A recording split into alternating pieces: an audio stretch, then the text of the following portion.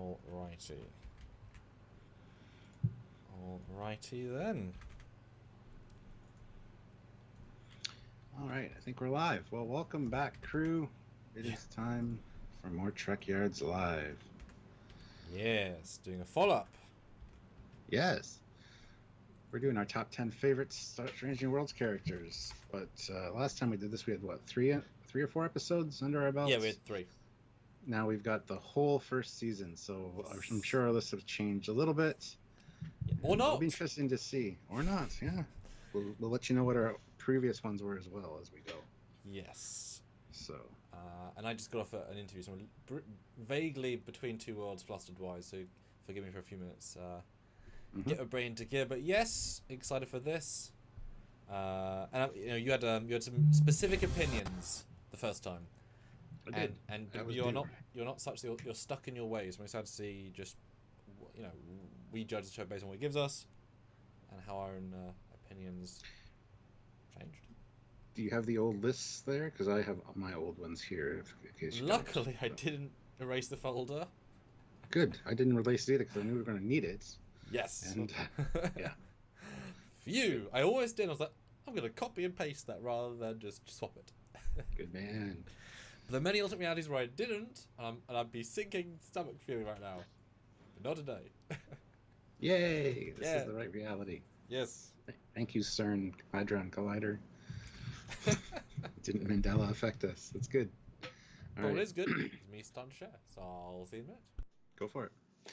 That's my chance to tell you guys. Sorry we're late, but hit like, and hopefully it should be a good conversation. My list has changed quite a bit, which we'll get into, but we want to hear your thoughts. So if you can super chat, that does support the channel, and we do read them all on the air. So we want to hear your thoughts on our choices and what your choices, in fact, may be. Also, don't forget, we have a lot of links in the description. Check those out. Some of them might not work anymore. Eagle Moss, that's a sad thing.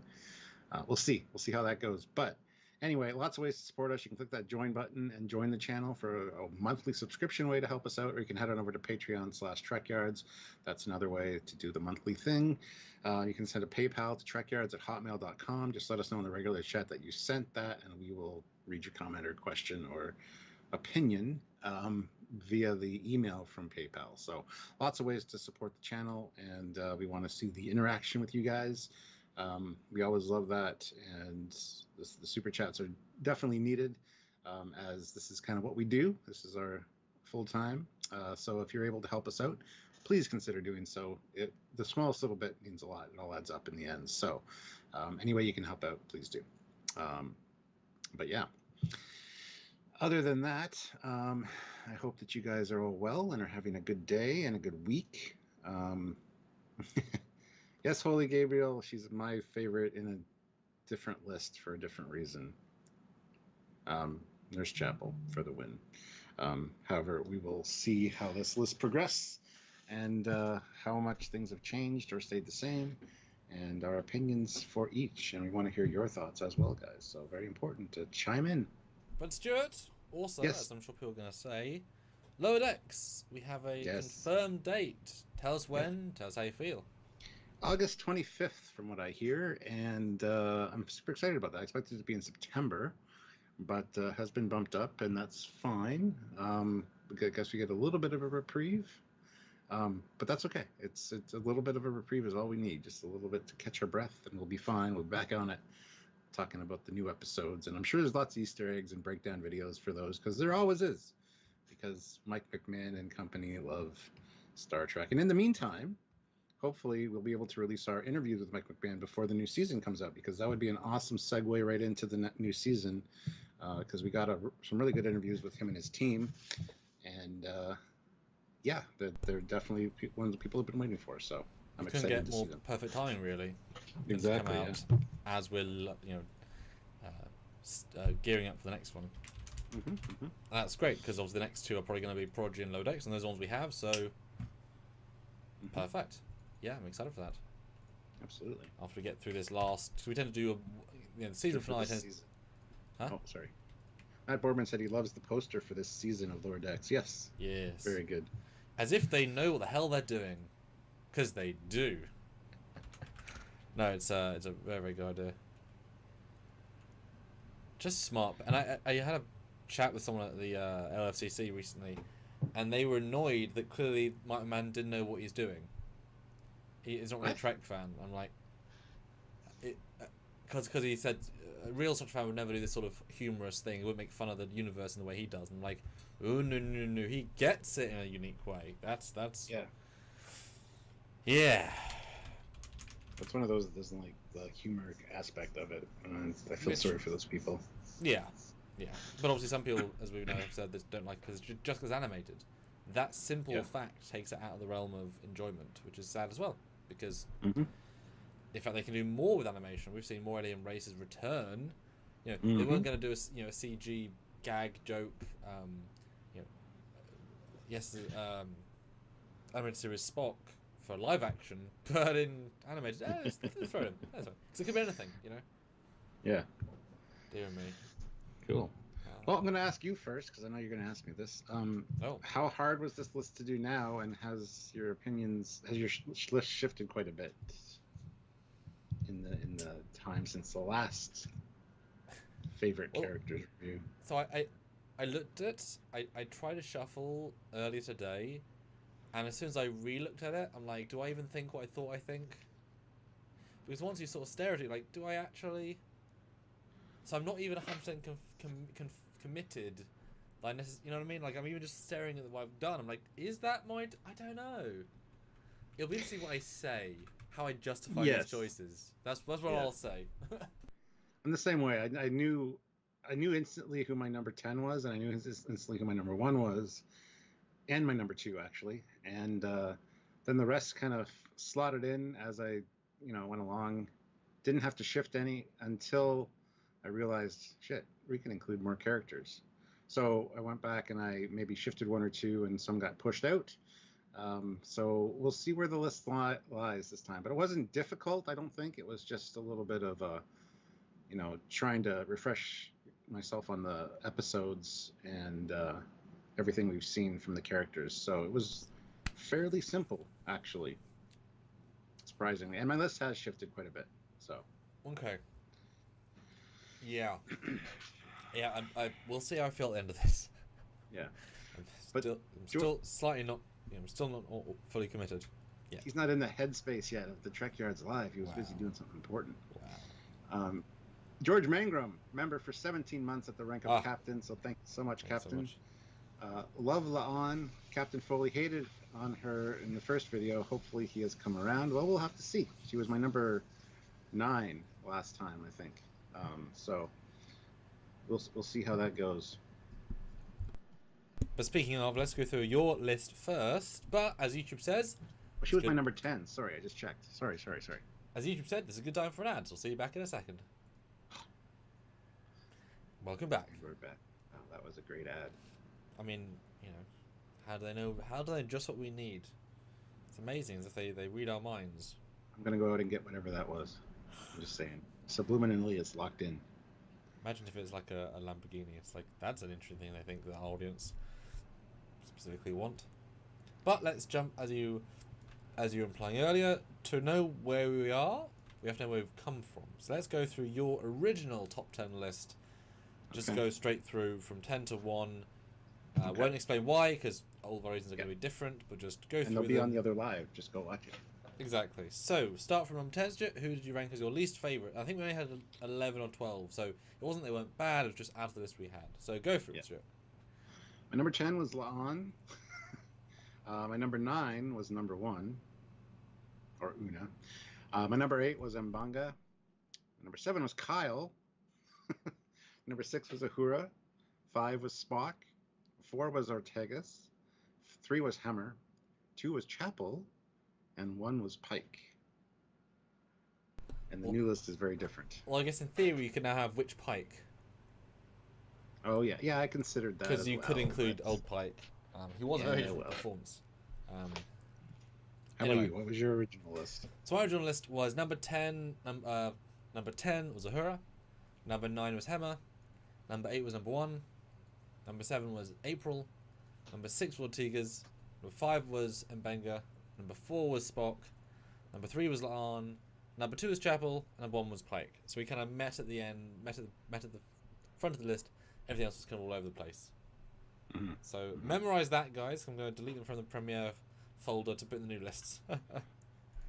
Well, I have mine up too, just so when we're going through, I can compare to what I had before. So, all right. Keep hitting that like button, guys. We have over 50 people here right now and 39 likes. I want to hit 50 likes, so please do that. And don't forget the super chat. We want to hear your thoughts on our discussion points and our lists. We want to hear your thoughts about your favorite characters as well. So we do read every super chat on the air, so please. And if we are super wrong, then super tell us by our super chat. See, I know how to incorporate the wordage into everything. He's good. He's good with the language because he's English. Slightly.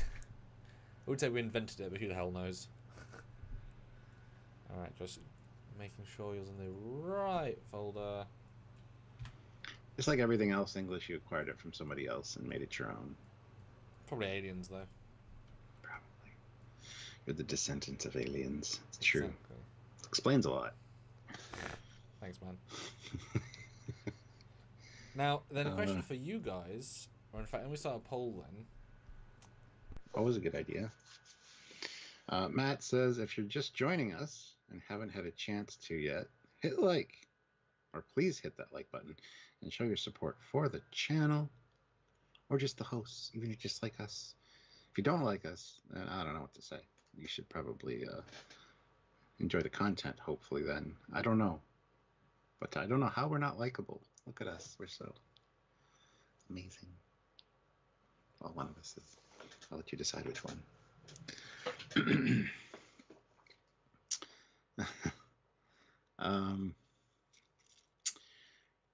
Jeremy Caulfield says, I don't have a favorite. None of the women are particularly attractive except Nurse Chapel. I like Peck as Spock, but even then he doesn't act very Vulcan sometimes, and Pike compared to Kirk is a wuss. I wouldn't say a wuss, just different command style. So, all right, guys, we're almost at 50 likes. We're at 46. 4 more people have to hit that like button. We can do it. We can do it. We can do it. You can do it. We can do it. We can do it. Dun, dun, dun, dun, dun, dun, dun. Yeah, unlike other ones, I actually have to find the right spelling on this because it's all about them. So I asked, who's your favourite of these 4 specifically? Laan, Ortega's, Mbenga, or April. So kind of like the second tier down. See what you guys think. Is there a smash success victory? Who knows? So Stuart, your previous 10 was Laan. Who is your new number 10? Your new number 10 is Uhura. She kind of fell down in the polls quite a bit. Yeah, she had some interesting lines and played a big part in some of the episodes. So remind us where she was originally then? Laan. Laan was my original No, but number 10. where was her originally? Oh, let me just take a quick look. She was originally number 6. Oh, that's a hell of a jump. Yeah, she definitely went down a bit because she didn't wow me necessarily. Ones where she's more focused on, of course, were a little bit better, but overall, I just don't think that they didn't use her as well as they could have, and she didn't really feel like Uhura that we know. Then she is a younger one, so it's fine.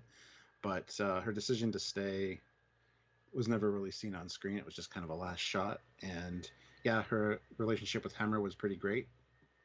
But honestly, she definitely slipped down quite a bit just because I don't think that I really saw anything from her that super impressed me. Like, yeah, she's a great person as an actress, and the character's all right, but it's just kind of, we have Uhura here because we kind of have to, because she serves on the Enterprise, but she didn't have to at that point as well. So I could take or leave Uhura being on the crew, honestly. That's kind of where I stand with that one.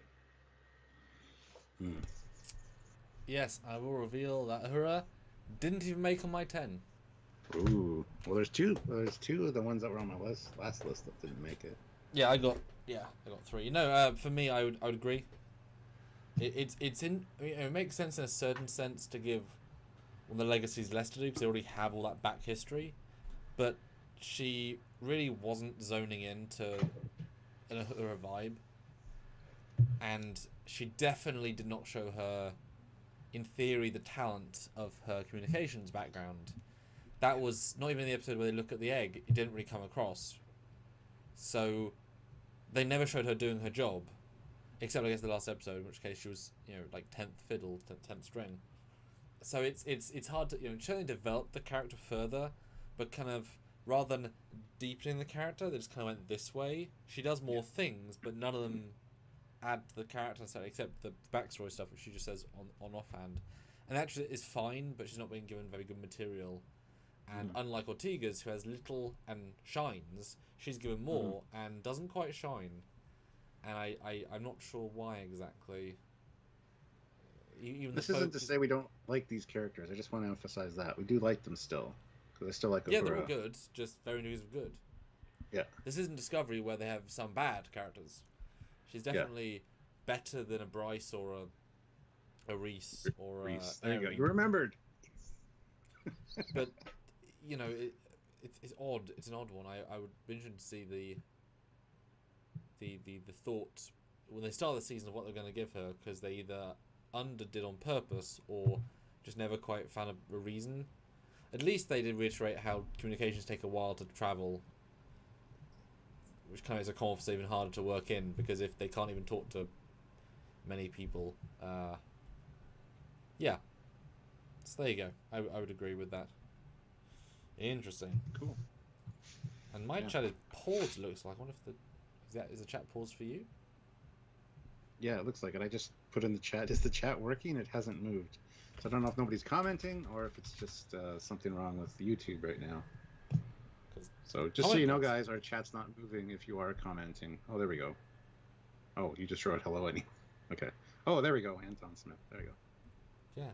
This is a Matt Boardman. I wonder if they didn't utilize her as much because they wanted other characters like Pike, Enterprise era to shine more. Well, you say that, but we didn't get a Ortega's episode.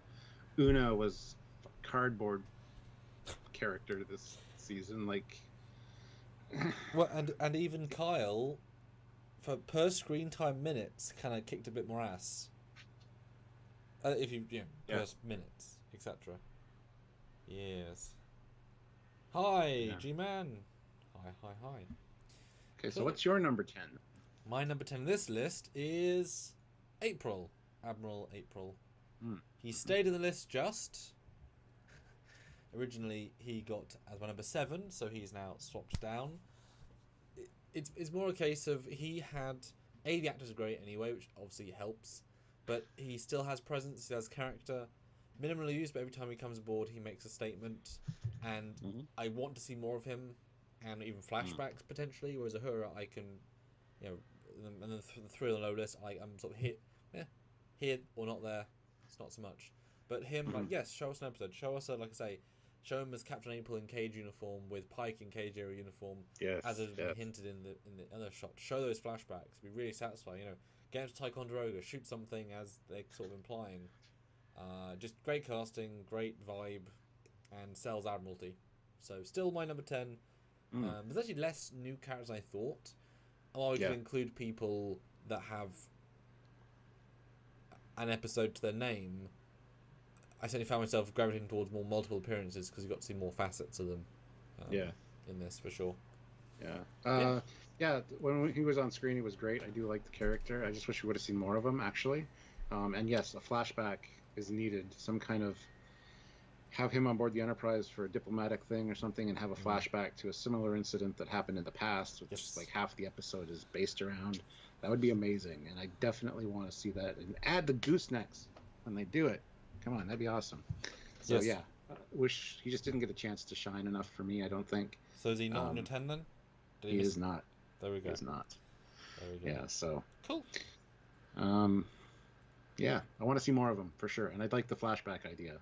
It will work in multiple different ways. So. Yep, but I mean, in fairness though, the further they out from Federation space, the less he can be in it. Yes. So it makes sense to not overuse him. It'd feel odd if he was, etc. So yeah, it's fine balance. Yeah. Your number 9, Stuart. My number 9 this time is actually Sam Kirk. Ooh.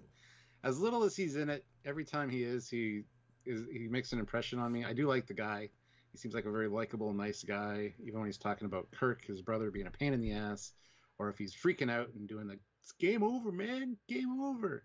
Um, Very interesting character, and I'm glad we're getting to see a little bit of him. I don't know if I like the fact that he's called Sam Kirk, considering Kirk was the only one that really called him Sam. That kind of bugs me a little bit, but that's not on the actor or the character. That's on the writers, unfortunately.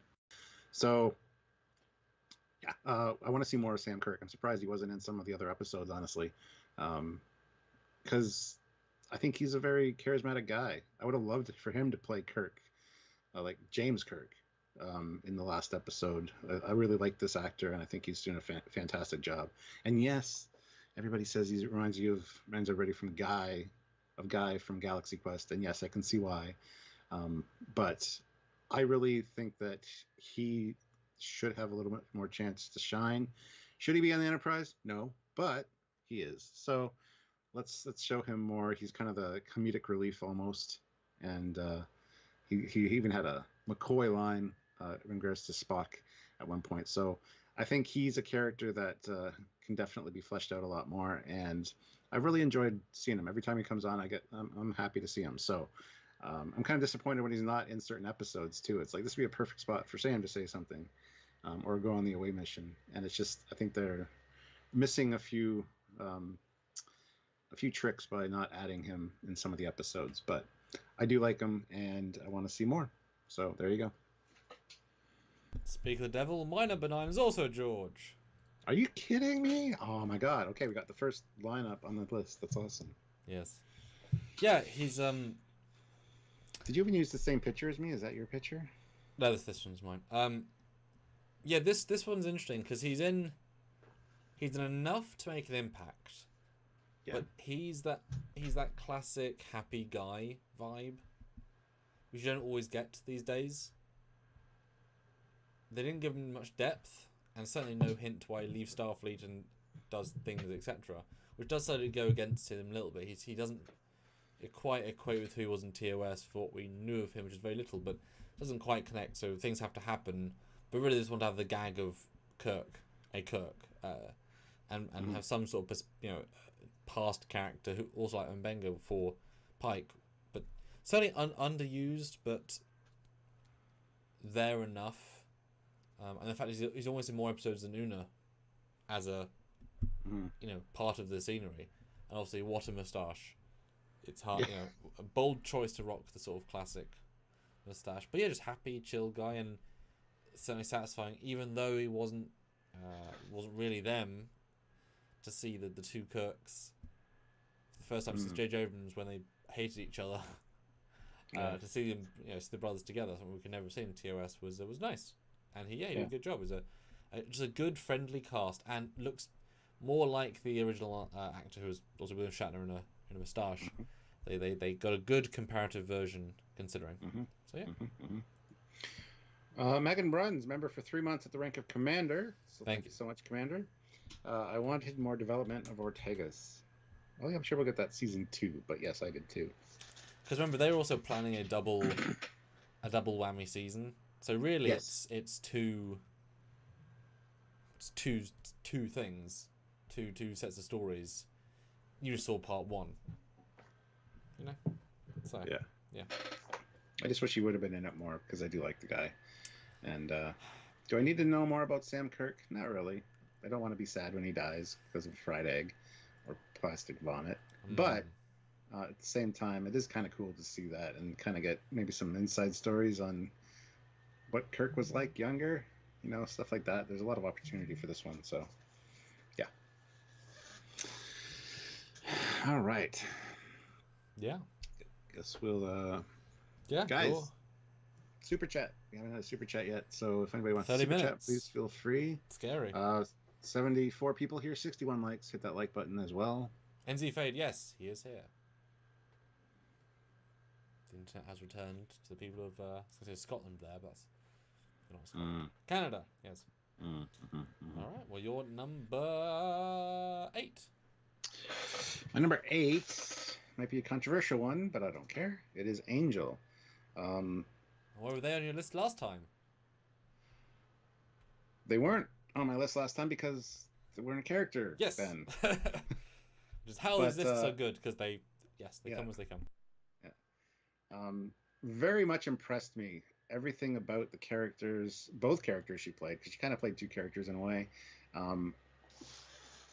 And I want to see them return, because I think it's a villain that is just chewing on the scenery. You know, they love doing what they do, and it's done so well.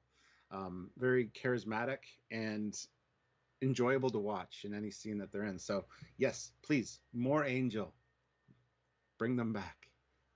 It has to be done. We've talked about a couple ways you could do it, and I think if they don't come back, it's going to be a real shame.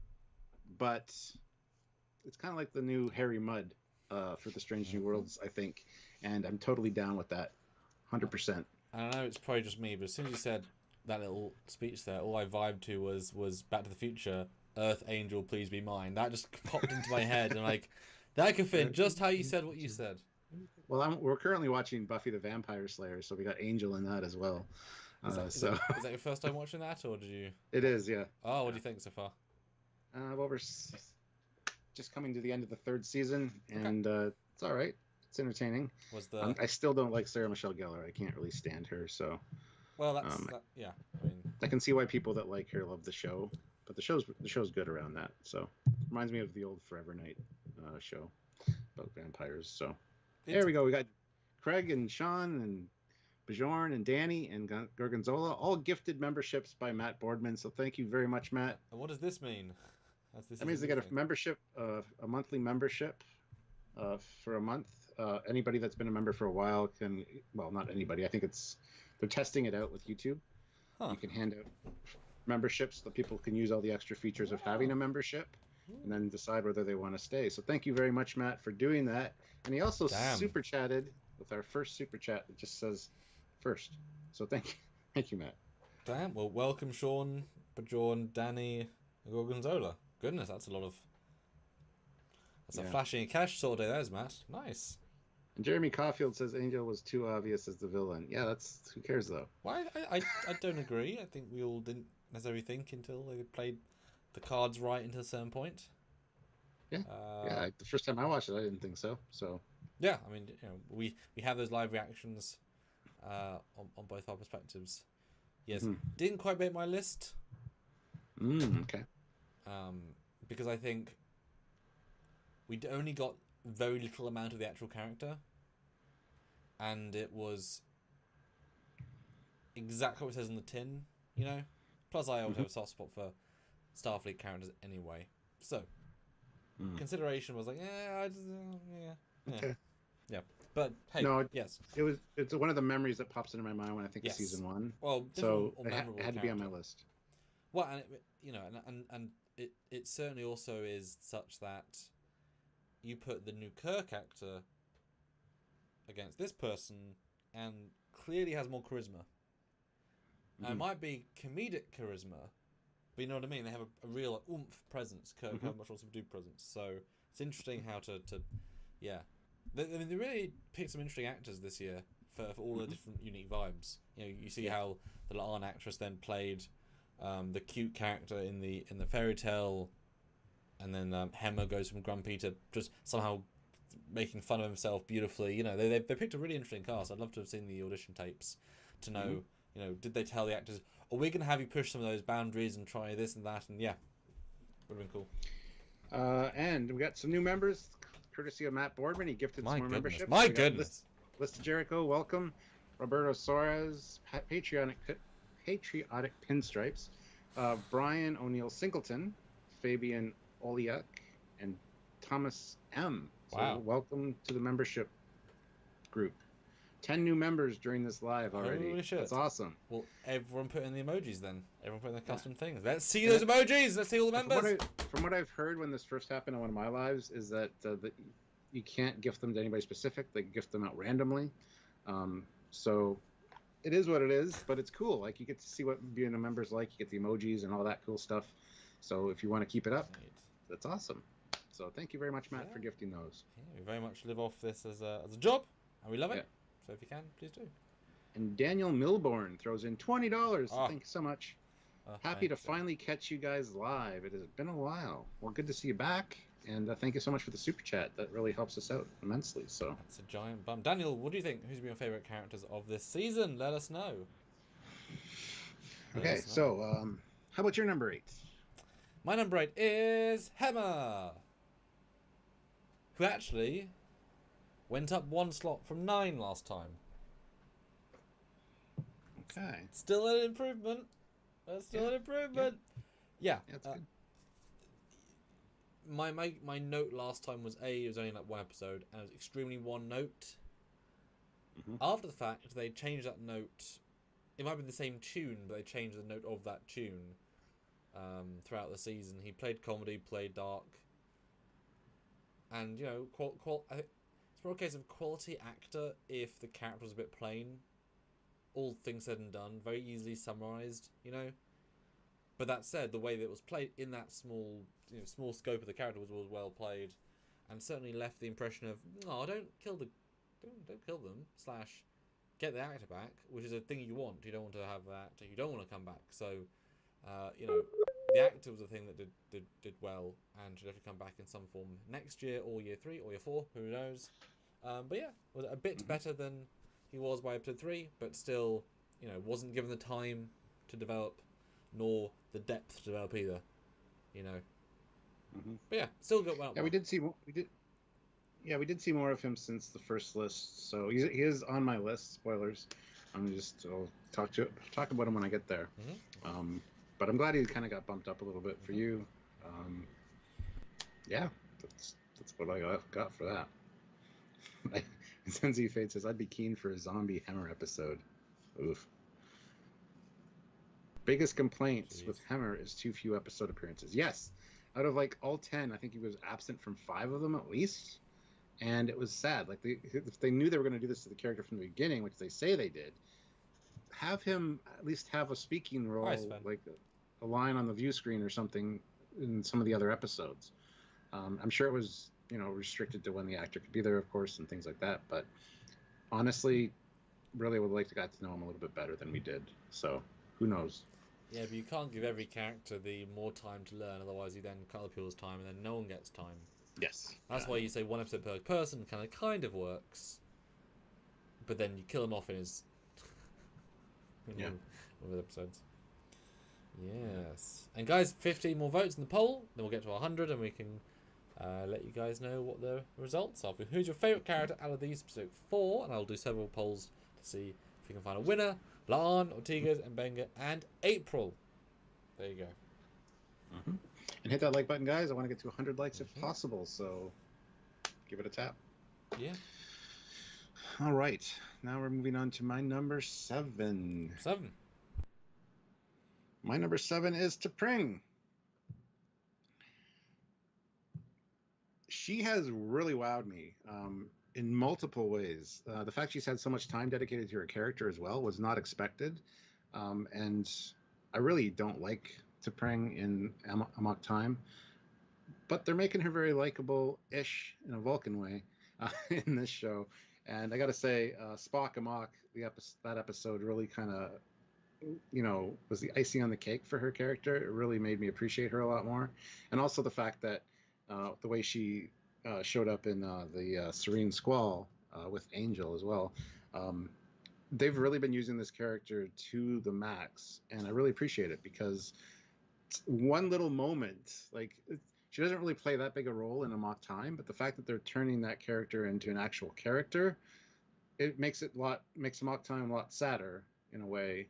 And just knowing that this all goes wrong at some point, I feel bad for Spock, but this actress is really killing it, I think, and I would love to have her aboard as a regular, crew member. That's not going to happen, I know, but if she was the new T'Pol, I'd be down with that. She does a good Vulcan, is what I'm saying.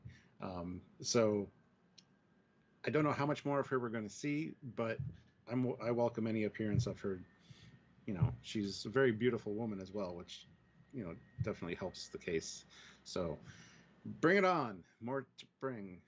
but she's really impressed me this season, and she hasn't done anything that I don't like, and just everything just fits so perfectly. Like the writers have done a good job with her, and the actress as well. So lots to love about T'Pring. So more, please.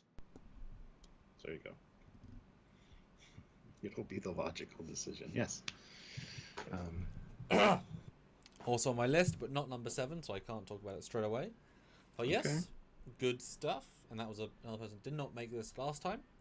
Exactly. So they went all the way from not 10, not in the 10, to 7.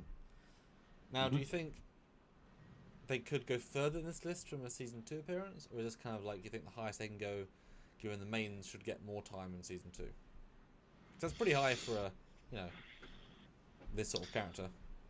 I think both T'Pring and Angel could stay on the list for like a post-season 2 top 10, depending if they make a return appearance or not. If they don't, if they're not in season 2, well then I think they might get bumped. Perhaps. I don't know. I don't know what season 2 holds. But yeah, I think they're strong enough that they might be able to hold out on the list until then. So yeah, and guys, keep voting in the poll. 9 more votes so we can do a new poll. Let us know. Let us know. Cool. Excellent. My number 7, though, Stuart, is M'Benga, who went down from 5 to 7. Now, I don't think it's to say that he has got worse, just to say other people got better. Because he sort of kept a consistent quality throughout. I liked him enough at the time, and I like him enough now. I wouldn't say, yes, we got a lot of time with him in the magical episode, but he didn't really do that much in terms of depth, and it was odd. Yeah. Even at the end, and we debated this at great length, but he didn't quite give the oomph to the situation it sort of needed. And he's also not a great doctor. Clearly, they've never utilised really his skills. I mean, Bones, EMH, even Phlox, they all have they're a doctor. Yeah. He's not vibing that, and it's very strange.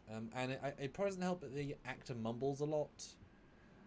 There's a few things about him. He's got a very specific personalization and characterization, but it's not great or anything. It's good. Yeah. And like I said, if I'm not sold on his doctoring, that's also a problem. And he beats other people on this list because I think he's had more time, which helps. But I don't think he deserves to be 5. I think there are 6 characters better than him. So it's a tricky one. That's kind of my rationale for M'Benga. Like him fine, but hasn't been gone anywhere except down, I guess. Yeah, he's one I expected to wow me. I expected to see something more from him, and I just have not seen anything. Like you said, his doctoring has not been phenomenal at all. He hasn't really done anything. Sure, he restored the Katras with some paste and some crystals, cool, but he had help from Spock and to do that. And even the fairy tale episode was great. He was very deadpan delivery of a lot of his lines. It's like, like he knows what was coming, and I liked that episode. I liked him in that episode, but honestly, I'll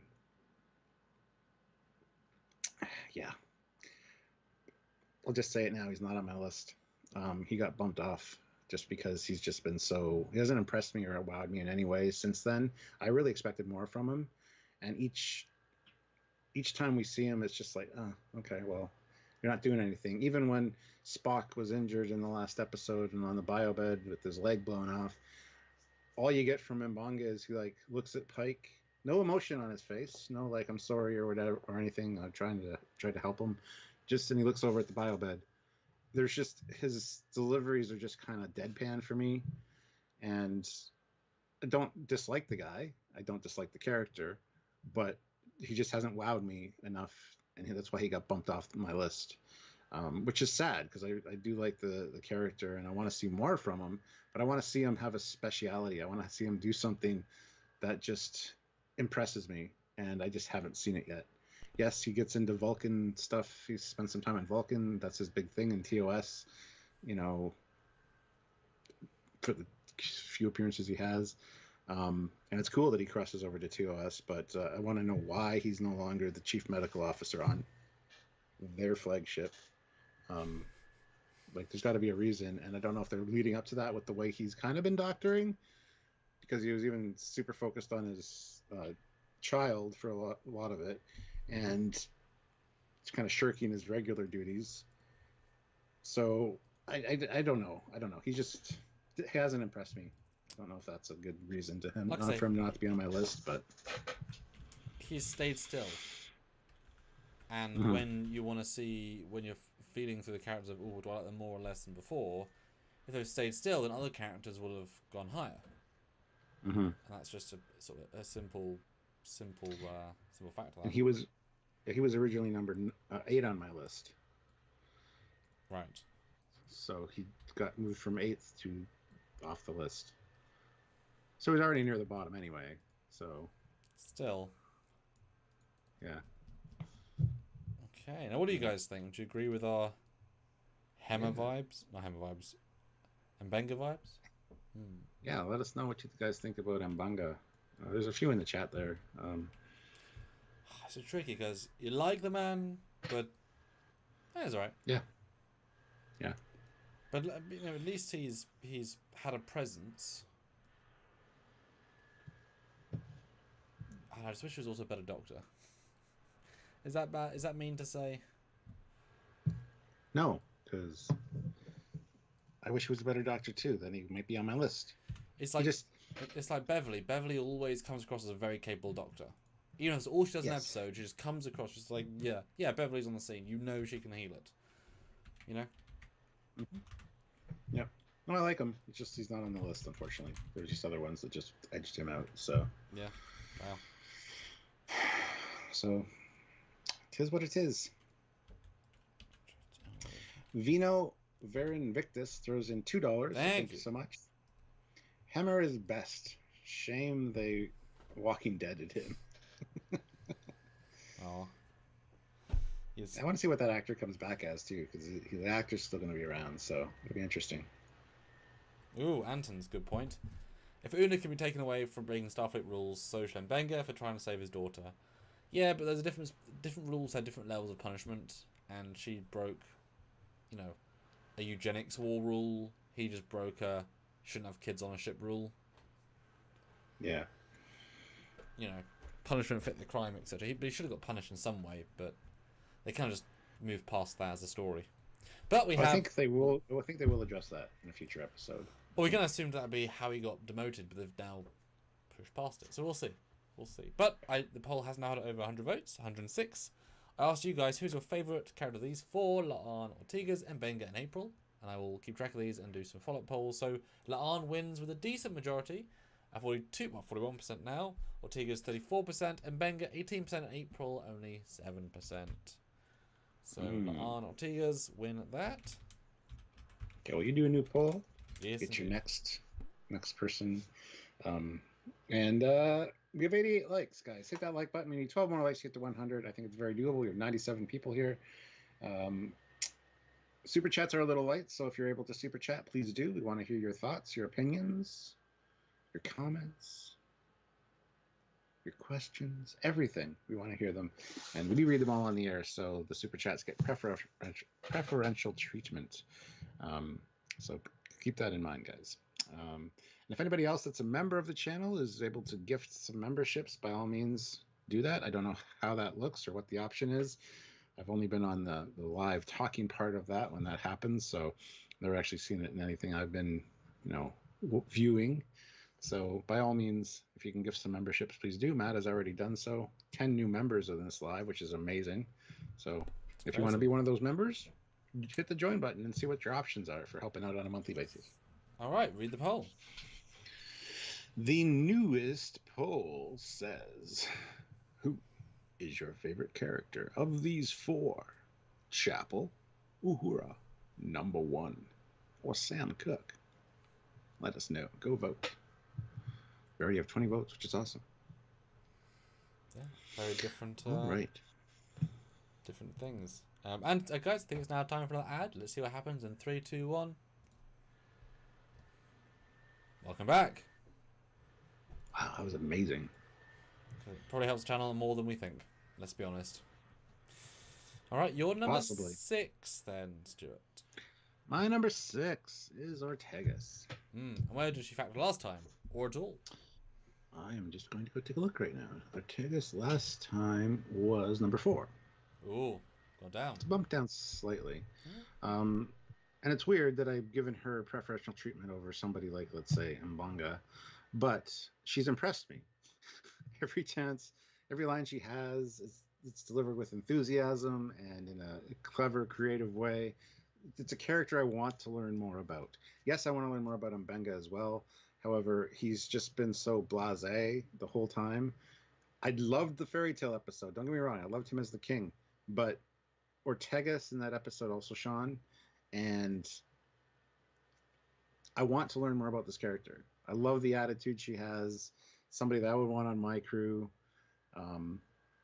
And I feel that she needs to be on the list because I think she's a fan favorite from what I've heard from a lot of people.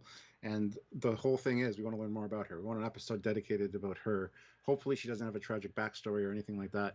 Hopefully she's just there and has a good life and is just having fun being there. That's why she's the way she is. That'd be fantastic. Hey, that's awesome. We don't need dark backstories for every goddamn character, just for the record. So hopefully season 2 will bring us more of her. But yeah, number 6, good place to be on a list. Not in the top 5, but definitely noteworthy enough to be, on the list. So Ortega's number 6. Dun, dun, dun. Me too. Another lineup. That's nice.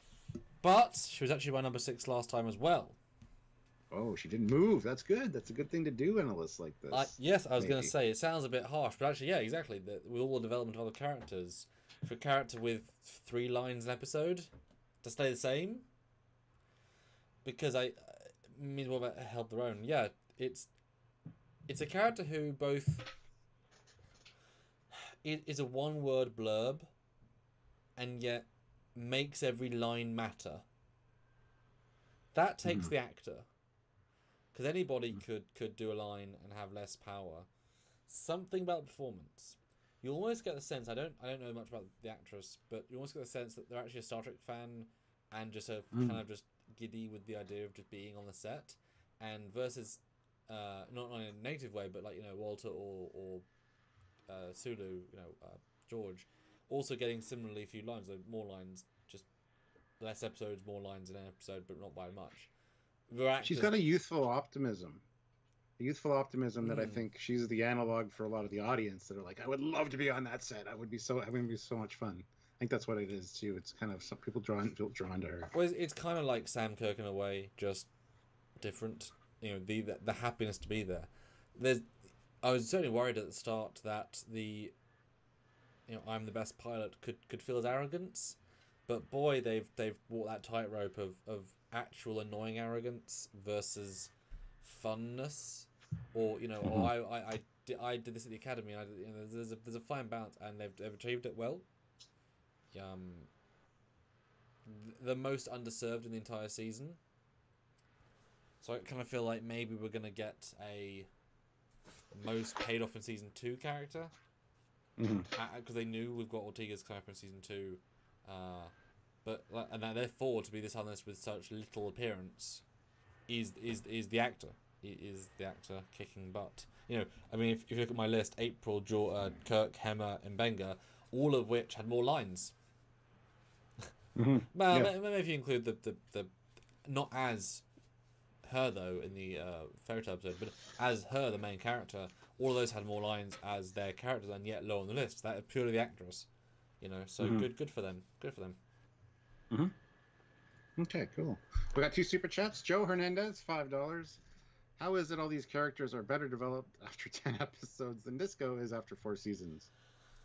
Better writers, better writing, holding more true to the Star Trek formula. It's hard to understand how.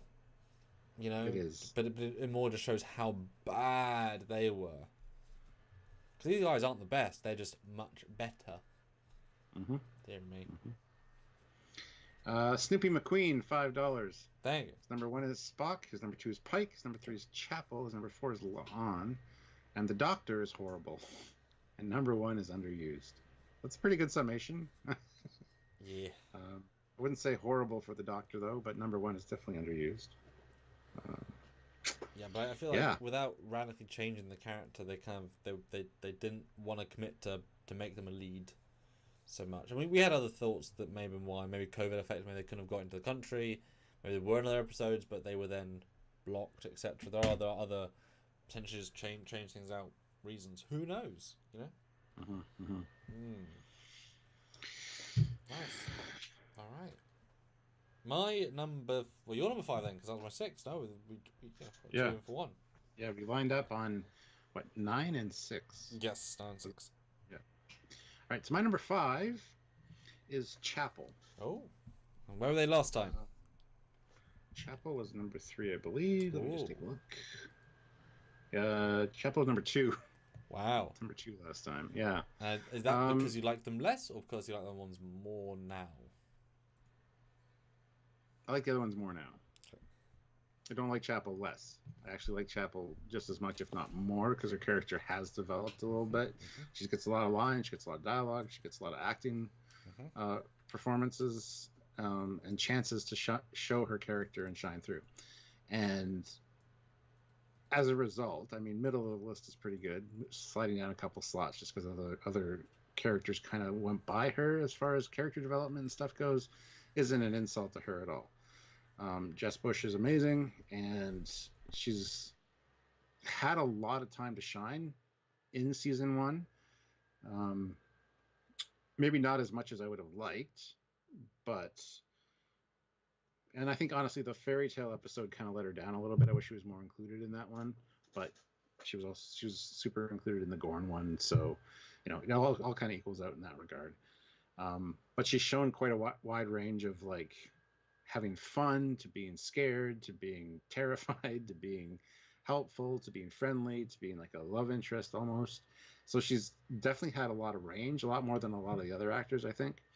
And she's definitely a fine addition to the cast, and I'm glad we were seeing as much of her as we are. I didn't expect her to be such a big part of the season, honestly, just because of what we saw from Chapel and TOS. I kind of expected her to be more of a sidelined character, but they're really working on that character and developing her, and I think she's doing a fantastic job with everything she's given. So yeah, she didn't get bumped down because she got any worse for me, or because I saw too much of her, or she was overused, or anything like that. It was just because other ones shone through a little bit more brightly, and therefore got bumped up and kind of slid past her in the ratings. So that's the only reason she's moved on my list. Plus, that was after 3 episodes, and original list was after 3 episodes, and she was a shining bright star in this cast of Strange New Worlds in my eyes. So anyway, number 5 from number 2, not too bad. So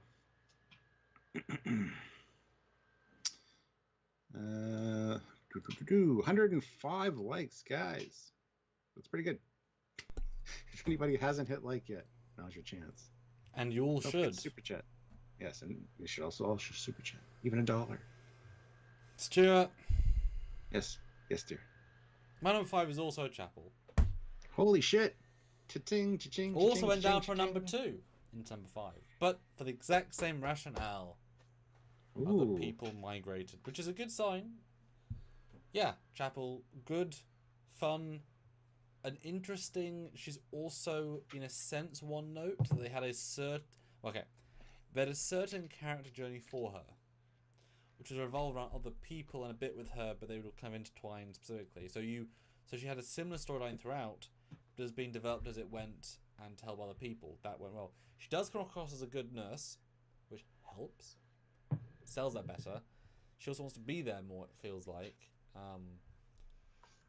And it's really those moments, those shining little things where they give her something really unique. In the last episode, when she's talking about Spock, you bloody gut punched by her performance. When she's talking to the guy at the bar, you feel the awkwardness. Boom, gut punch. When Spock says to her, be honest with me about what I'm feeling, she's honest with her. Like she's very she was able to wear all those emotions on a sleeve, on her face, and really sell it. Mm-hmm. Makes sense in a sense that if you want to be someone who cares for people, you'd like to think that the bedside manner comes with it, and she would be a phenomenal doctor because you really would want to be treated by them. Beverly in a sense, but this one's obviously more, flirty. That's because we give them some flirty stuff. So, yeah, so very much lowered because other people improved, but that's more good for them for improving, because at 3 in we only were given almost nothing with some, and she kind of maintained, but other people kind of did cool things. Mm-hmm. Yeah. I'm surprised our list is lined up 3 times by the 5th slot. That never happens. Not for some when they were so different the first time. I think we had one that was the same last time. It's Yeah. interesting, Stuart. It's interesting. It is. Guys, we're quite far away from our super chat goal, so if you guys can super chat in, we'd really appreciate it. Anything you can contribute will help. Like I said, even $1. Have a dollar war right now. Go for it. What a tease. What a dollar tease. bills, y'all. Dollar bills. Although in Canada, be tunes like click, click, click, click, click. Yep. Anyway. Yep. Sir Dork says cliche as it sounds like she's not just a pretty face. Well, she's absolutely not just a pretty face. That's what I thought she was at first. But honestly, she's really impressed me with her acting chops. Yeah. She plays anything from vulnerable to snarky to, to confused yet somehow confident magician witch helper person. How are those readings? And I was like, yes, you remembered it, good job, and just sells it. Yeah. Does a good job. All right, well, I mean, straight to your number 4 then, since you're the same. All right, we're hitting the top level of the list now. Almost bronze. I think we might have a few more matches, actually. We'll see. We'll see how it goes. So my number 4. No, this one won't be. My number 4 is Hammer. Which was mine. Did get to see a lot more of 8. him. I know. Did get to see a lot more of him, and honestly, I really liked everything I saw with him. It was a good character. I kind of like the snarky characters a little bit because they remind me of myself. Look at this face. He totally agrees with me. So I really appreciated him, and also he's like me in the fact that during the fairy tale thing, he had some fun with the abracadabra and the send you to the event horizon. He really enjoyed doing that. I'm kind of the same way, snarky yet fun-loving at the same time, depending on my mood. And I can really relate to this character. It's a shame he got killed off, but I understand why he did it. He had a moment of happiness, feeling like he was on Andor as well. They really did a good job writing his character, and he sacrificed himself for the crew, essentially, I guess. Anyway,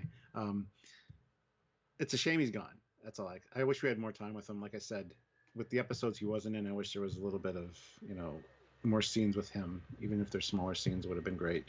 Just so we got to know him a little bit more than we did in season 1. But I think the actor did a great job as well. Would like to see I'm interested to see where what he'll be playing next, because they said he's not gone from the show. So that's quite interesting and intriguing to me. But yeah, I think the amount of screen time he had after we first talked about him, because we didn't really know him when we first talked about him. Like you said, he was kind of a one-note character, which he kind of is still, even after all the episodes we did see him in. But I kind of like that one note. I kind of like that kind of attitude. So that's why he's up there for me. So same reason that Stamets from season 1 of Discovery was one of my favorite characters. I liked his attitude in season 1. As the seasons have gone on, he's got a little bit. He's dropped in the rankings for me as far as his attitude. He's become more likable, and that's not cool. Anyway, you want to hate your heroes? Hate them. I want to be able to meet these characters. I know I could have a good time hanging out with them, because it's like we'd both just grunt and have a drink. I was going to say you wouldn't talk. Yeah. I don't feel like talking right now. But if you hit something that they're really passionate about, they'll talk about it, and so will I. It's just one of those things. It's not somebody who's going to be bubbly and over talky all the time. And not just that, but you can give your room key to them all day long. Exactly. Maybe when I meet him, I'll hand him my room key. Not that he'll see it. And I can play it off that I didn't screw up, but thank you for bringing that up again. Look, everyone needs to always be reminded of your flirtatious. You know, Sylvia needs to be told. Remind us every. You know. Well, Sylvia reminds me of that every chance she gets. Yeah. Well, it's a thing. Verpine throws in $5 with no comment, but thank you. That means a lot, and it's a big help. So thank you so much. But feel free to comment when you super chat, guys. Even if it's just a hey, we love you guys or whatever. Let us know because we like positivity. Or really interesting debate of negativity, because there's got to be a reason. That's true. But read NZ Fade's comment, because I had to comment on his comment because it was funny.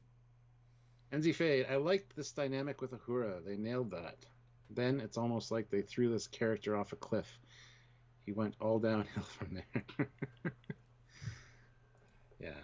Yeah, his fathering or brotherly like relationship with Uhura, I think, really was a good thing as well. I can be nice too if I like the person. See, I don't think the relationship worked the first time, but I think by the second time it worked. I think they kind of forced it the first time. Second time it worked quite well. Yes. Yes. My number 4 then is the same as my first time. Is Spock. So he maintained, which is interesting. Cool. I was tempted to put him higher, but then I thought, well, why? You know, which is kind of nice that the legacy doesn't go any higher, because yeah, he's obviously good. You high Ethan Peck, he was good. You got to see him as the other Spock in last episode, great. He was 4 is great. 4's a great, you know, he's a great slot. He's definitely not as good as Nimoy, but he's not trying to be. He's more.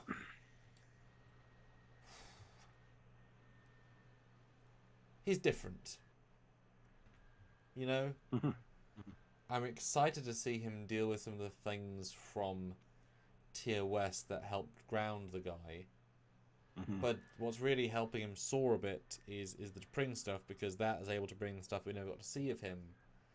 You know, that with happy accident, with good writing, whatever, they were to deepen the character drastically by doing that, because we can never really see romance in TOS for whatever reason, in the movies, etc. So that's been the unique thing to kind of show on him. But when he can nail the Spockness he can, he's rarely given the forefront. It would be nice to see a little bit more Spock knows the answer. But he's also not the chief. He's not the same role, he's not the same position as he was in TOS. He hasn't learned enough to be that as go-getter, whereas in TOS, obviously, you would expect to turn your head to the Spock station, him be right on it. So yeah, he's great, but for some reason he's not. They're not committing to the character in the same way they did in TOS or in the movies. Therefore, he's not as in that trifecta of 3. That doesn't say he's not great. He's just not necessarily. It's tricky. Now, it's tricky. My question is, do you think he's better than Zachary Quinto? Do you? I do. I've never been a huge fan of Zachary Quinto's Spock, honestly. And I wasn't a fan of Ethan Peck necessarily at the beginning with the beard, although I did praise his Spockness at the end of that season. When I first saw him, I wasn't impressed. He's really impressed me. So I think he's better than Zachary Quinto. Well, Quinto... But Zachary Quinto's playing a different Spock. He's playing an older Spock. Quinto's got a lot to do in his movies, because he was very much played as one of the main leads, so therefore he kind of got a... He's definitely a better Vulcan, although something about Quinto... I like his voice better than I like Ethan's voice. Okay. More gravelly and lower. Is Ethan's, yeah, that doesn't quite feel as Spocky to me, whereas Quinto had a more... Like, I think Quinto could give science dialogue better, in a more organic way. Mm-hmm. I don't quite get Ethan's as good of exposition, because it's very deep, it's very powerful in its own way. That's why you can work well with the Wizard, because it was just a different thing. But no, yeah, he's great. Just yeah, but Quinto kind of always had a bit of a short straw with that, in terms of like you couldn't almost capture, you know. Mm-hmm. Anthony Tasui throws in $5 with a keep it up pair, doing a little bit of weightlifting. Yeah, we're lifting a lot of weight here at Trekyards. We will keep it up. That's what we do. We're doing this for almost 7 years now. We're going to do another 7 at least. Oy vey. The hardest working Star Trek YouTube channel on YouTube. The hardest working Star Trek channel on YouTube. I will go on the record saying that. Yeah, we do a lot, and we have more to come. As they throw us stuff, we'll do it, and just they keep us busy. Yeah. All right, so we're on to the top 3 now. We're hitting the bronze slot. Yes. My bronze is Spock. Now, was he close to 4, or was he clearly 3? He was clearly 3. Okay, cool. He was clearly 3. Like the top 3 slotted in immediately. So did my 10, and the rest kind of went from there. Where was he originally in my list? He was originally at 5. So he's gone up a little bit. Yeah, for a lot of the reasons you said, it's good to see him evolve, and we're going to see more evolution. If this goes like 5, 6, 7 seasons, we're going to hopefully see him get closer to that Nimoy Spock. And the more he plays the role, the more he'll get into it, I think. And seeing him in the last episode as a little bit older Spock, even with the eyebrow raise, which mirrored the whole thing in Balance of Terror when the Romulan appearance got revealed, I think he's really kind of finding his own as a Spock. And yes, I want to see more. He's really impressed me. The one thing that bothers me, and it's not his fault, is the sideburns. Because even in the last episode, which is Balance of Terror, he still had those stupid, weird, long sideburns where Spock had like very short, the actual standard, what they should be because of the technical manual sideburns. But that's not his fault at all. His acting, his character has all been Spock on. It's a younger Spock, you see. Anyway, and yeah, you're right. Seeing him with T'Pring and seeing that different side of the character is very interesting because we never really got that from Leonard Nimoy ever. And this is his niche. He's got this different aspect of Spock that is now linked with the character, yet is his unique take on it, which I think is great. You can transfer that on to Leonard Nimoy when you watch TOS. Like, yeah, he has a soft spot when he has to, and you never really see it. A more romantic Spock for a Vulcan. Yeah, that's nice to see. Yeah. When he was young and sort of in love. Yeah. And as we said, there's still a lot of potential for more character development if they do continue to go with the T'Pring thing, with the Cybok thing. Well, the Cybok thing is the big thing. That's a huge avenue to go down. Exactly. So I'm really anticipating a lot more from him in future seasons, and so far I think he's done a fantastic job. So number 3, I think that's fine. He's part of the trifecta of my list, as he was part of the trifecta in TOS. So there you go. But speaking of those, Stuart, we have 108 votes on the poll, so I can close out that. Okay. Who's your favourite of these 4? With a smash win, Chapel, 58%. Number 1 at 19%. Uhura at 16%. And Sam Kirk at 7%. My goodness. I mean, it's not even worth referencing number 1 in that because they're so different. My goodness, alright? Yeah. My goodness. I want to challenge the audience right now because I have 2 left. I have a first and second slot. I have yet to name La'an. I have yet to name number 1. And I have yet to name Pike. Who's going to be my first and second? I want to hear it. And I want to also hear what you guys think Samuel's going to put as first and second as well. Well, we haven't heard his third yet, so keep that in mind. But yeah, it'll be interesting. Okay, last of the heats, which I'm having the top 2 be known. Who's your favourite of these 4? Pike, Spock, T'Pring, or Hemmer? So 2 leads, 2, one super side, 1 side. Let's see what you guys say, and then we'll have one final one to kind of, if you had to vote for one, etc. My number 3 then is Lon. And bloody hell, she was my 3 last time as well. And here I was thinking I changed the list more than I did. I did not. I guess I had... Because I copied it, didn't look back at it, I sort of changed it. But yes, I guess still number 3 is La'an. Because she came in swinging and had more character time. She maintained swinginess. She lost a bit of steam in some episodes, but that makes sense. They're not all about her. But when she was in them, she made an impression. They always made sure she did. Also, in 2 Gorn episodes meant she got front and foremost there. I think it'd be hard to argue she got the most of the screen time of everybody besides Spock and Pike. I think you'd agree with that. Almost to the surprise of all of us, her being in the fairy tale episode helped a lot. It showed a ton more depth that the actress needed, I think, to kind of really sell. And then a brief cameo in the last episode showing instantly body language hugely different. Was another great indication of, no, she's going somewhere. There's an evolution, there's a journey, which is always nice to see, especially for a new character, etc. They did address all the Khan stuff to the tiniest degree possible, but the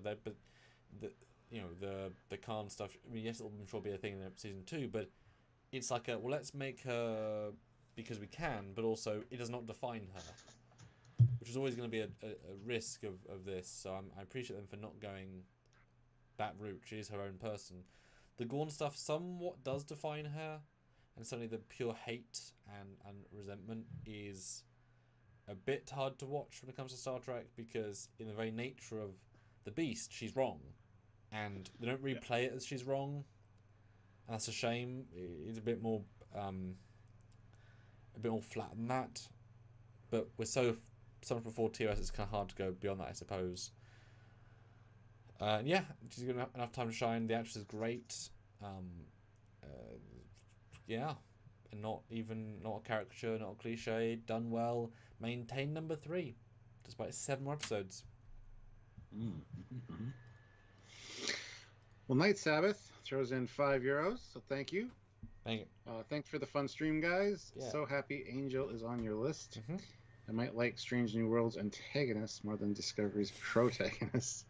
What a pleasant show. Yeah. Well, Angel and the Orion guy are both like, ooh, can they cheekily be on the list? Ooh, because they're both really good. But I didn't quite. But both very good characterizations for what they were doing. Right, guys, 53 more votes in this landslide poll. Let's get 6 more likes to get to 120 likes. Got to get more super chats though, so if you guys are able to super chat anything, we want to hear your thoughts. At least another $27 to hit our half minimum, which is not good, but at least it's something. So yeah. And Dave would be awesome. So David says he thinks naan, it's not bread, it's La'an, and Ortega's are just too similar. They legit get them confused often. Your thoughts? Are they too similar? Not at all. Okay then. Going into it, before we saw any of the show, I thought the same thing. They looked very similar, and I thought I might get confused. Instantly, I was not, though. It's very easy to tell them apart. So, sorry you get them confused. I never did. They very, very quickly, set up their own personalities, and yeah, I don't see how you could actually get them confused, honestly. Yeah, similar or not, once they start talking, they're very dissimilar. It's just if you summarize their role in the show, you'd feel they were similar. But since Ortega's kind of says the kick-ass things rather than the piety things, it kind of fits more with the tactical side. So, yeah. Yeah. Cool. So, Stuart. NZ Fade says, just imagine if these actors were on the channels all sitting there wondering if they're going to make the top 3.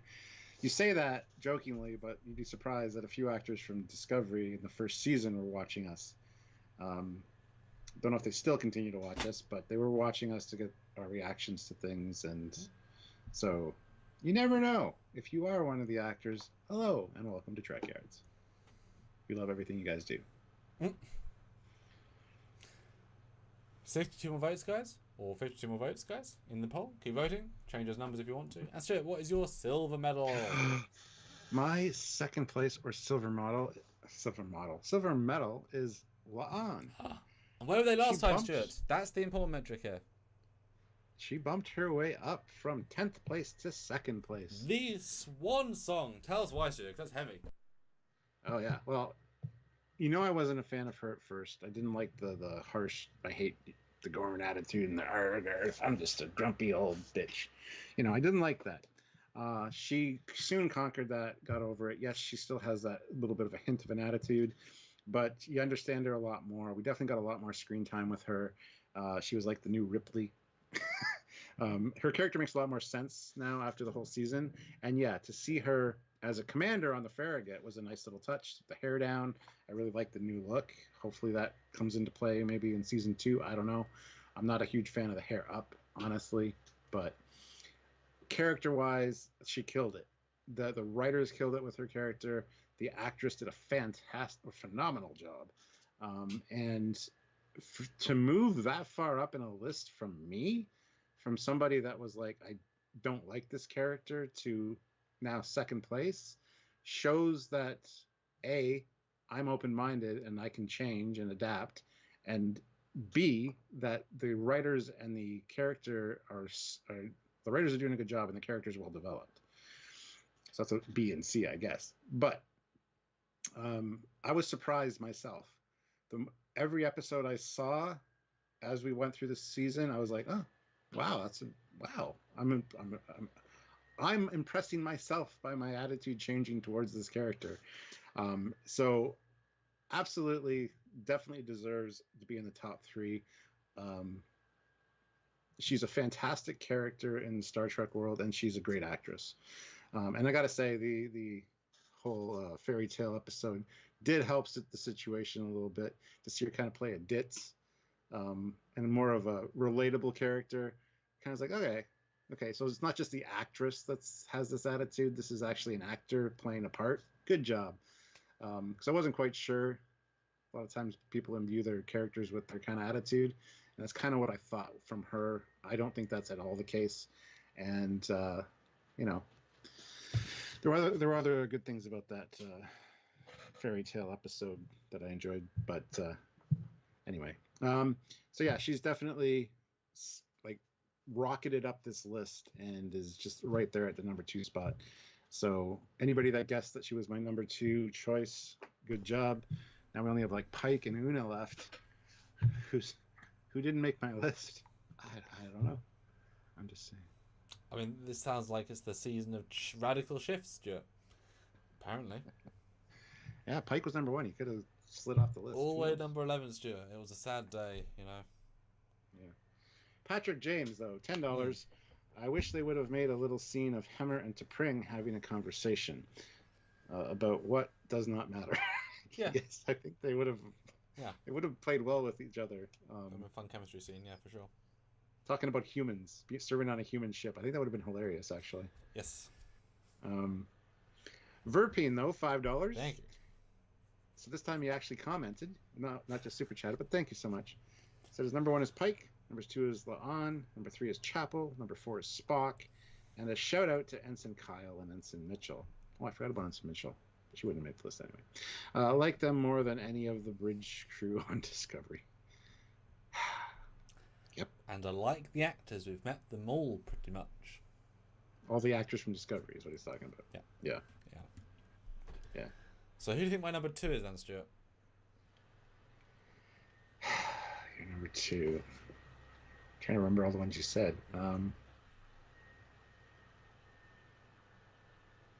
Please don't tell me it's Una. My number 2. Surprise, Stuart, is T'Pring. Oh, okay. Thank God it's not Una. Now, she was where on your list? Number T'Pring, 7. she was number 7, yes. So this might be controversial, but as just like with you in a way, but slightly different timings, as we know that the Vulcan romance subplot did not excite me in the trailers. And so you got to go from a standing start. And obviously the TOS character being, you don't like them very much. But I take this more as from where they were originally, I don't even want to see them, I don't care, to more episodes, more depth, please. That by itself is the biggest growth of any character for me personally. But not just that, but Vulcans are difficult. I mean, there's a slew of Vulcans, and I think she really grabs that Vulcan character by the horns and doesn't even make it move, is how subtle and nuanced it is. Because I was going to say the joke, and that was a bad joke anyway. And not just that, but it's not a Vulcan part we've really ever seen before. The last time, I think, apart from Sarek, I suppose, occasionally being affectionate with his wife, would be T'Pol being emotionally going after Trip, but then she was under the influence of an emotion drug, in essence. So to see a full-blooded Vulcan courting another Vulcan and try and genuinely write that through the lens of Vulcanisms is such a hard thing to try and do. It's the first time I've seen that. I think she deserves so much credit for achieving it, because I don't even know how I would have directed that if I was doing the episodes. And certainly if the Discovery writers had been doing this, it would have just crashed and burned. But she's doing great. She has a clearly great gut reaction to a Vulcan. But to play a successful love Vulcan, but their version of love, as I said, this is more the writing than the character, but also to not judge Spock by his past. Lots of Vulcans do. She comes in strong with that. The swap character episode was great to see, even though it's therefore in itself confusing to see Spock's version or Ethan's version of her also deepen the character, see the inner monologue of a whole lot of really good things, and certainly given the most surprise amount of screen time, but really earned it, excelled. This is more just impressed me in the season, and I'm excited to see more. Send with Cyborg, send with Spock, and one of the few things I now wish they undo TOS, because she deserves better, this actress specifically, and how she does it. So yeah, I was like, yeah, you know what, she wasn't in the first list because she didn't exist yet, really, or some but not really. She was like number 12 and just right up there number 2. So sorry guys that pisses you off, but yeah, shouldn't piss anybody off. She's fantastic. David Jemison says, except for all the sex, she's a very good Vulcan. Now you're one of these people that think Vulcans only have sex every 7 years, and you're wrong. Vulcans have sex all the time, but there's only the 7-year mark that the Pon farr happens where they have to have sex regardless. Unbeatable urge. Yes, it's completely different. A lot of people get this impression that Vulcans don't have sex. They're not passionate at all, anything like that. It's not the case. So I don't know if that's what you meant specifically. It seems like it. So I just want to set that straight. So despite that, she's still a fantastic Vulcan. So anyhow, there we are. Yeah. All right, guys, we're coming up on our number ones, but we have 120 likes, which is awesome. So I'm not going to set another like goal. If you haven't hit like yet and want to, go for it. But we do need more super chats. At least another 10 to hit our half of our minimum. But if you guys want to super chat, now is the time. Let us know your number one. Super chat in with your number one pick. It's pretty obvious, I think, what both of our number one probably is. It's probably not number one. But Patrick James, $10. Anyone know how many red shirts bit the dirt this season? I'm going to miss Hemmer. Haven't kept the track of it. We should. I mean, not many. No, some they haven't done in the Gorn episode. Yeah. Yes. Yeah, they haven't really leaned on that cliche. So, even though it's not even a fact, if you look at the statistics, but hey. But I also do want to get to the last poll before we close out. So, again, smash success out of who's your favourite character. Pike wins by 65%. Hemmer at 18%. Beats out Spock at only 8%. And T'Pring, who also matches with... Spock is the least out of that. Goodness. Wow. Interesting. So, yeah, final poll coming. See if the winner of this season's batch is. Even Spock indicated to Droxine and the Cloudminders that Vulcan can break the cycle if they find someone else attractive. Yes. It's a primal instinct. And I also don't think that Tuvok's kids are 7 years apart. Exactly. Like, you make kids whenever you want, and it's not just because you have to. Because of, yeah. Otherwise, the life cycle of Vulcans are literally every brother and sister is 7 years apart from each other, and you get 7 years old every time your back gets 7 years more achy after every kid's. Yeah. You know, just saying. Yeah. Matt has it right too. Vulcans, by their nature, are very passionate people. Corinne comments on this as much in TNG. Yeah, absolutely. All right. So he's going to have a new poll in a second. We have 2 more likes, which is awesome. So if you haven't hit like yet, now's your chance. Keep the super chats coming. We want to hear your thoughts on your number one choice. And we might have a discussion after the number one choice about why somebody probably didn't make our lists. And it's definitely going to be Pike, so that's going to be boring. So I'm just going to put the see who wins number 2 slot out of these 3. So my options for the finals. If you had to vote for one to be your favourite, Pike would soon be the winner because I want to have a bit more variety. So in fact, there's a 3-lady draw. Laan, Chapel, Ortega's. Who's your favourite character of those 3? Who'll be number 2 to Pike, who will be number 1, I'm sure. So vote now for number 2. Or forever hold your peace. Yes. So Stuart, who is your number 1? Paul Graham. Hey, we just super chatted $5. Well done, Paul. No one saw that coming. Paul, you're my number 1 favorite character on Strange New Worlds. With 0 seconds of screen time, you've impressed Stuart. Because you didn't piss him off at all, I guess. Anyway, he super chats in $5, so thank you. Loving Chapel and Ortega, and Pike is quickly becoming my favorite captain, even if I wish he'd use less product. This weekend's good to hang. Yeah, you can. Well, it depends. Maybe on Sunday. Saturday, we're doing a Trekyards live. We're going to be doing that all afternoon, so probably not Saturday. And I'm not sure about Sunday yet. But yes, I hope to get together with you soon. Depends how hungover you are. Right? But it's all to you guys. We'll pimp out. What are we doing on Saturday then? Tell us. Doing our Trekyards retrospective of Season 1 of Strange New Worlds. We're going to look at all the episodes, maybe rescore them, see where they fall, definitely as far as our favorites go, and just have a good conversation. And the longer we go on, the more you super chat, the more we drink. You determine how much we drink with your super chats, and that's why they're called Trekyards, because sometimes it gets pretty hilarious near the end. So I would say tune in. They're always a couple hours. Times 2. They're usually about 3 or 4 hours. Sometimes longer. I think the longest one we did was like 5 and a half. Yeah. So by all means, it'll probably be around 2 p.m. Eastern Standard Time, I would think, is when we start. So if you can join us for that on Saturday, please do. It'll be a fun way to hang out on the weekend. So very much so. All right. Now, number 1, my gold. And ironically, they wear the gold-colored shirt. Unless it's maroon. And that would be Pike. Pike is still in the number 1 slot. As the leader of the show, as far as being the captain and the lead actor, he still maintains that position for me. He has been phenomenal through the course of this season. Even seeing the older Pike was a nice touch. He plays it well. He's got that more tired voice. He's seen some shit in the second Romulan War. And it shows, and I really appreciate that because that is amazing. He's a fantastic actor and perfect lead for a show and a great captain. And Paul, I kind of agree with you. He's not becoming my favorite captain, but he's definitely moving up the ranks. He's right up there with like Cisco and Kirk for me. Cisco's still my favorite captain, regardless.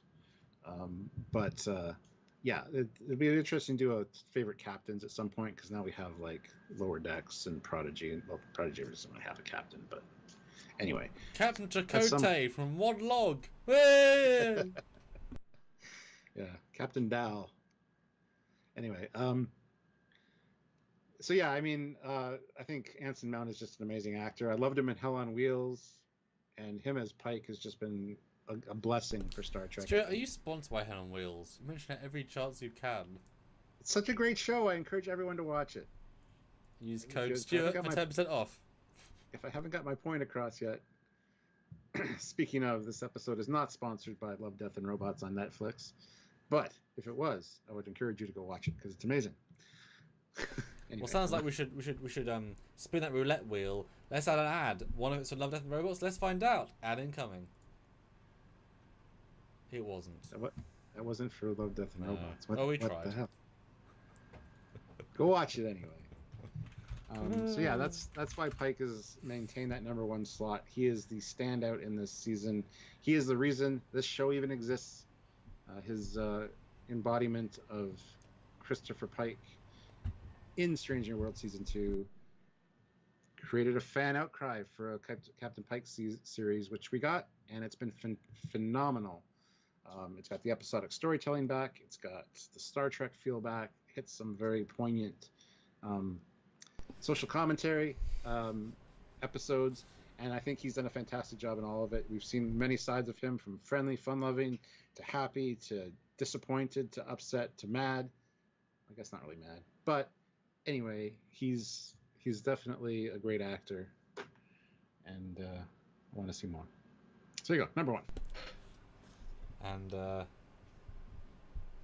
John's comment was pretty funny. Good job. Now the thing about Anson is that I disagree to some extent with what you just said, in that he's not really the leader of the show, and that's been the interesting thing. John McWhat, good job. He's been a constant force, but he's rarely the leader of the episode. He's rarely the leader of the show, and he is also my #1, exclusively because of the last episode. Because that let him actually be the leader of the show, actually really show full force. That's what really brought him back up, because it kind of reminded the audience of how A-star he is in the show. As both just vibing a captain so well, balance of command, dealing with his crew who has chemistry with all of them, which is lovely. Old Pike was phenomenal, good job him. But actually, I do not mind that he's been, for me, a second tier in most episodes. Not all, but most. Because it's an ensemble show. And if you always give Kirk and Spock stuff, then Uhura gets less. Or Sulu. I wish they had more ensemble things. But the last episode, he was getting 90% of the screen time, and he kicked so much ass that it showed that when they give him gold, he delivers gold. So he stays at my #1 because of that, and because he effortlessly appears is a captain. And given that I've met him in real life, he's not this character in real life. No offense to him, just like Tim Russ is not like Tuvok in real life, and Patrick is not like Picard a lot. Good actor. He gives off this chemistry, etc. But like I say, because that last episode he kept my probably #3 otherwise. I think not. I mean, Pring probably would have been second if he was #1. They would have shifted the top couple. I think. But yeah. Mm-hmm. And of course, give him credit for achieving the almost unachievable of having a character who is literally plot armor within plot armor, and also knowing we said they weren't going to know his own death, etc. We thought he was going to forget, but he didn't.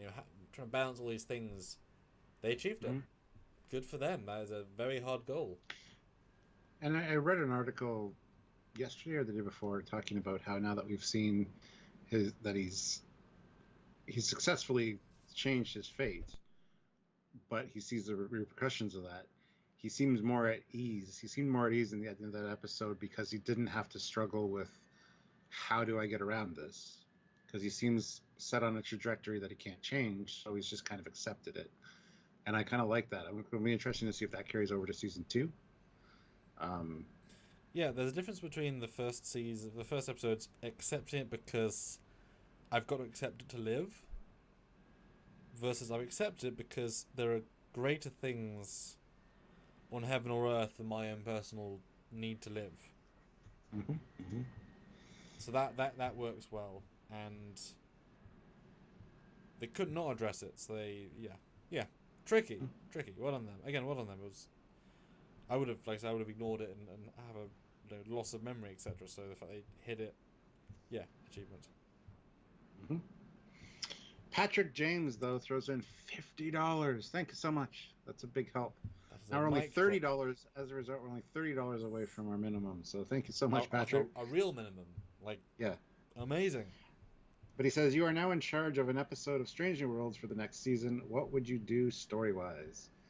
We've talked about this a little bit in our reviews of the episodes, especially bringing Cybok back. There's a lot of different things that we would do. I always hate these questions because they always catch me off guard. but we need to see Klingons. I want to see some kind of negotiation or border skirmish with the Klingons. Please, for the love of God, show us K7. You teased us with it. I want to see a reimagined K7.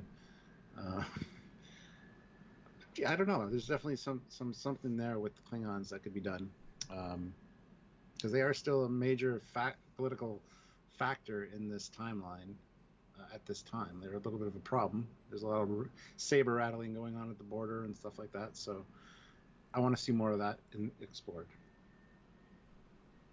That's all I got right now. I would have. I'm glad, in a similar vein, I would either have J.G. Hertzler as Martok's granddad, or Michael Dorn as Worf's great granddad. Colonel Worf. But no, Colonel Worf's dad, because Colonel Worf we couldn't play young, so Colonel Worf's dad. So whatever. So I would actually have that. So famous Klingon actor come in because they know how to vibe it. In the normal makeup they should have a secret meeting with Pike, who doesn't realize he's meeting Klingons.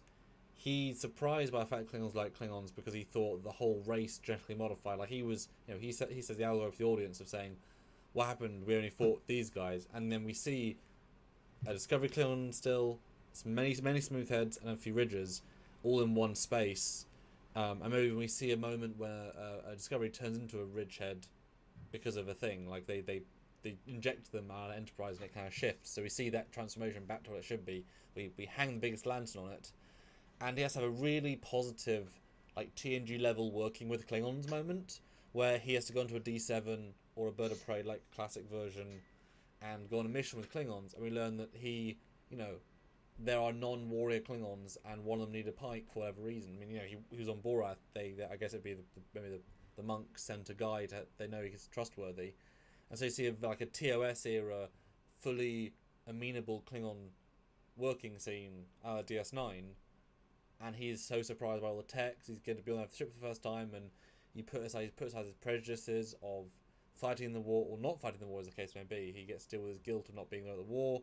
He gets to hear the inner politics of, they get to basically retcon Discovery Season 1 of saying, we never liked Takuvma, but he used political capital to do this, and the cloaks never really worked, they burned out after a few months. Like we sort of explain in very clever dialogue all the Season 1, 2 Discovery stuff and kind of erase it all, but in a clever way, but also give us a really fun Klingon story with JG or Michael Dorn. That's what I'd do, personally. I like that, and I think bringing Michael Dorn back could be an instant win on multiple levels. So yeah, Grandpappy Worf.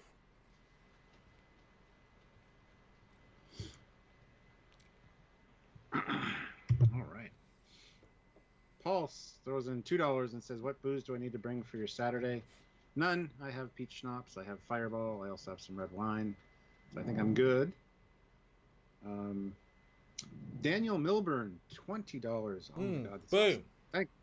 Thank you. Question for everyone: with the first season in the books, do you think the series has a chance to return us to the 7-season series? Obviously, won't have the episode numbers of the Latinum Trek Age. Yes, this absolutely would fall into the 7 seasons, slot. Maybe more. Who knows? With less episodes. Who knows? Maybe one season isn't a year. Who knows? Yeah, it's weird. 7 seasons is less than 3 or just over 3 seasons of TNG. So they'll never reach the levels of the old show. They could never do it. They're never going to make 16 seasons of Stranger Worlds. And it's not even to say they're also a long length. Yeah, I think he'll probably get to at least 5. I kind of don't want Discovery to get 7 just out of principle. Have it be 6 and be happy. Don't know if they can keep going because last season was such a step down, in my opinion. Give us 5 seasons of this. Plan out 2 at a time. Commission 2 seasons at a time, so they can have longer. So they can have a long arc, having small arcs. Change the sets every year and a half. Every year, make them more TOS. Yeah.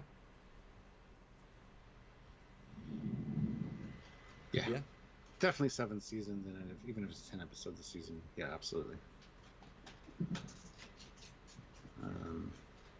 Well, the poll results, the final poll of the 3, we're at 77 votes, 105 people watching. So I want to see a massive vote spike You can vote on the poll on your phone, your iPad, your computer, whatever you're on. I want to get 100 votes to take the most accurate version of this scoring. Who's your favourite character out of these three to take on the second best slot out of all of Season 1's character? There is a way of having Laan take the vote or not, so vote now. 77 currently. Let's do a like or a vote spike. Yeah. Yeah. Go vote. Have 130 likes, awesome. If you're watching and just joined us, or if you're watching this after the fact, hit that like button if you haven't already. Let's try to get that to 150 maybe. And maybe, Stuart, a super thanks. Maybe you could. Ooh, yeah, super thanks is an option now. And you can even do it on consoles like PlayStation and Xbox, because I noticed that I watch YouTube on my PlayStation, and I don't. I watch it on my Start TV box. Doesn't matter. Regardless, you have the option of a super thanks now. Yes, and we've noticed. Wahahaha. Holy Gabriel says the Enterprise was always a character. Who are you kidding? I've always maintained that the Enterprise is a character, 100%. It is my favorite character, actually, in all of Star Trek. So, in almost every episode, every season, every show, except for Voyager and DS9 and Enterprise. Anyway, yes, it is the best character, in my opinion. Come on, guys, 81 votes. At least 85. Come on. Because let Laan close the chapel, so come on. Vote now! Or forever hold your vote. Yes. And so it's Wednesday today, so there'll be no new episode review on Friday, but the retrospective on Saturday, which I'm very excited about. We have interviews coming very, very shortly with some amazing talented people work on Star Trek, as you guys have been teased for a while. So that is up and coming. As well as David Bessig's double bill of his coolness. Expect that soon as well. So yeah. And I certainly want to do some more Star Trek Online stuff as well for ships, because they've made some cool ships in the interim. Yes. Plus a lot of concept stuff for these new shows and stuff we want to talk about. Yes. John McWhat says, did you consider the Enterprise for this list? No. Never even crossed my mind, even though, yes, it is a character. But that would just fall under our favorite Enterprises. So...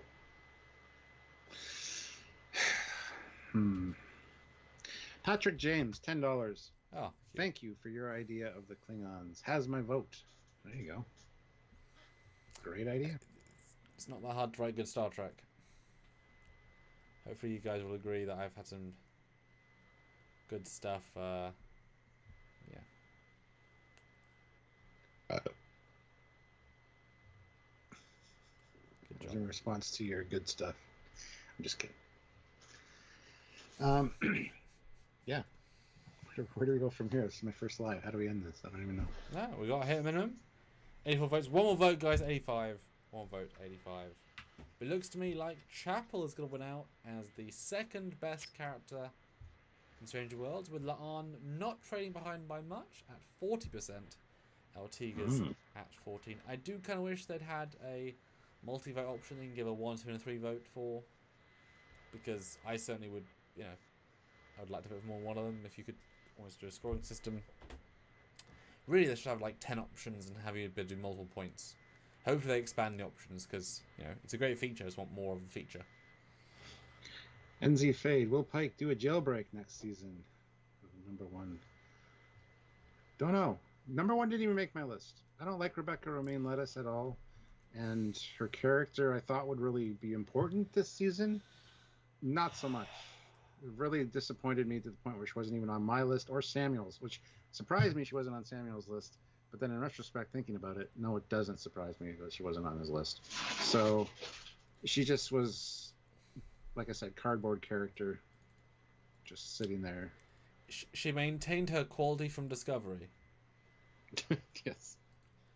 And she was number 8 on my list originally.